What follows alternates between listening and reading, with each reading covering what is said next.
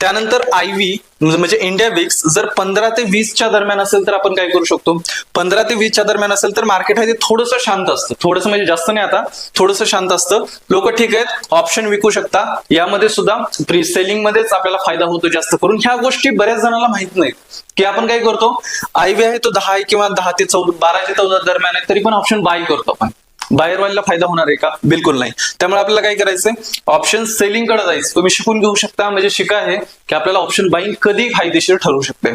तर या ठिकाणी सेम स्ट्रॅटेजी तुम्हाला ह्या 3 पाहायला मिळतील. तर ह्या 3 स्ट्रॅटेजी तुम्ही IV जर 15 ते 20च्या दरम्यान असेल तर यूज करू शकता. आता इथं मध्यम अस्थिरता असते, संतुलित धोरण आणि आवश्यक.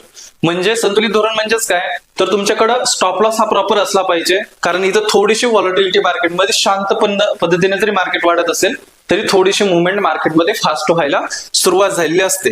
आणि बँक निफ्टी आहे तो अस्थिर होऊ शकतो. अस्थिर म्हणजेच काय, आता मी सांगितल्याप्रमाणे बँक निफ्टी आहे तो थोडीशी मुवमेंट द्यायला सुरुवात करतो जर IV आहे तो 15 ते 20च्या दरम्यान असेल. आणि महत्वाचा पॉईंट, जेवढा पण IV जो आहे ते वाढलेला असेल ना, तुमचे प्रीमियम जे असतात स्ट्राईकचे ते खूप महाग होत असतात.